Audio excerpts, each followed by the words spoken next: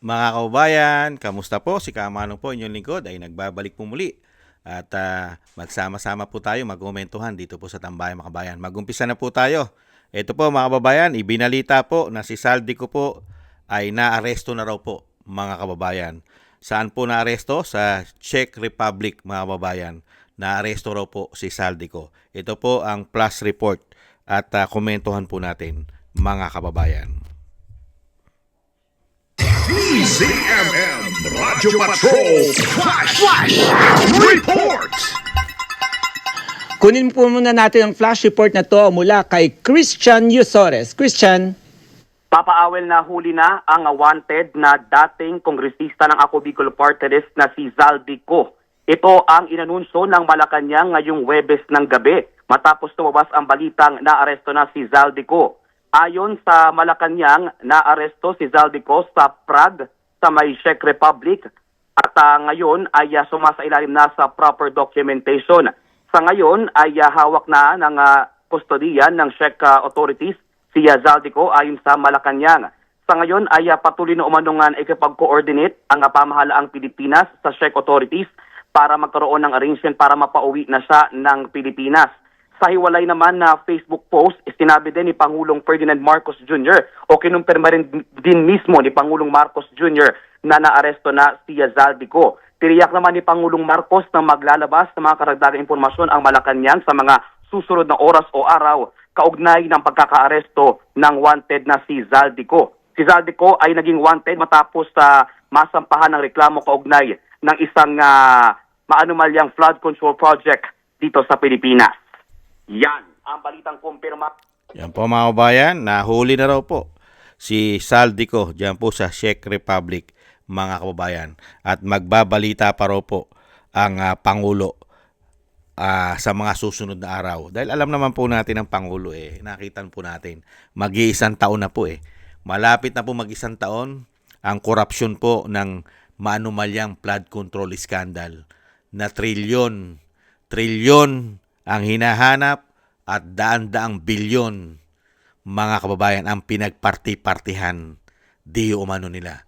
Lalong-lalo po ang delivery saan po? Sa First Family di umano. Dahil mismo sa bahay sa Ilocos Norte nagdi-deliver pa. Pambihira. Sana po maging ligtas po si Saldico at hindi po sana matsugi. At syempre, at si Saldico sana hindi mabusalan katulad ni Gutesa. Hindi po ba? Hindi sana mabusalan. Dahil sa dami po ng nalalaman ni Saldico, mga kababayan, ay syempre po isi-secured nila yan di umano para hindi pumutak. Gagawa nila ng paraan yan di umano para hindi magsalita laban sa kanila. Hindi kaya? Dahil tauhan po nila yan. Bata-bata po nila yan. Hindi ba tambaluslos? Hindi ba? Bata-bata nyo yan. Kaya yung bata nila, mga kababayan, sana hindi po mapahamak. Hindi po sana matulad doon po kay Cabral. Hindi po sana matulad kay Cabral si Saldico na bigla pong nawala. Hindi po ba? Sana. At sana po magkaroon po ng tapang at paninindigan at konsensya. Makonsensya man lang sana si Saldico sa ginawa nila ng mahigit 3 taon na pagnanakaw, pagwawalang hiya at napakaraming napahamak na mga Pilipino sa kanilang proyekto na nakamamatay na flood control di umano. Sana po mga kababayan, isama po natin sa ating mga dasal na hindi po na si Saldico po ay hindi po sana bumaliktad at hindi po sana mabusalan katulad po ni Orly Gutesa di umano. Mga kababayan, sana naman po makonsensya na si Saldico at darating naman po ang panahon. Wag lang po, kasi ang malaking problema lang po dyan, mga kababayan, para po mapagtakpan nila lahat ang anomalya na ito na nangyari po sa ating bansa, lalong-lalo nung sila po yung manungkulan. yung mawala po si Saldico di umano. Katulad po na nangyari kay Cabral. Hindi po ba? Yan lang po ang napakabigat na senaryo. Dahil sa dami ng nalalaman ni Saldico, ay may posibilidad po di umano na matulad ito kay Cabral. Hindi kaya? Hindi po ba? Mas marami po kasing alam ito kaysa kay Cabral. Si Saldico. Dahil tauhan po ito eh. Bata-bata po ito eh.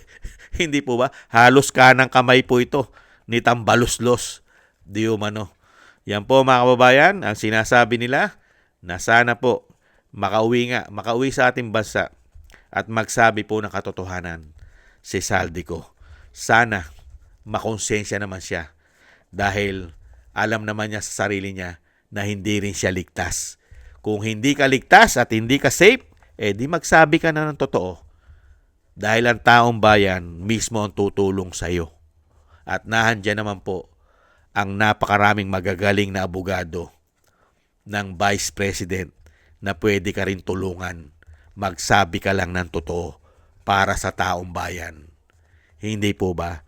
Maraming salamat po mga tambay sa nagusto po natin tambay mga kabayan sa YouTube at TikTok. At ganoon din po sa ating mga subscribers at patuloy na nagsusubscribe. At sa mga nagko-comment, like, share, and subscribe. Thank you po. Mabuhay po sa inyo. Shoutout po kayo. Shoutout po sa inyo lahat. At thank you rin po at shoutout po sa nagbibigay po ng tulong at biyaya. Shoutout po kay Eric Hershaw ng Canada, Jake Yahut ng California, USA, Gina Ray ng Berlin, Germany, Julieta Celona ng Sydney, Australia, Baby Roman, Ate Isa ng Cagayan, Jem Aris ng United Arab Emirates, Annie Jo, ako si Pilam, Gayat Shena, Tatay Nick ng Canada, Balance Vision TV, Jesus Valdepena at Mila Yi, at Kingston ng Hong Kong. Thank you po sa inyo mga kabayan at ingat-ingat po kayo, lalo-lalo po sa inyo po mga paggawa. At God bless po sa inyo lahat. Ingat-ingat po tayo at tiis-tiis po.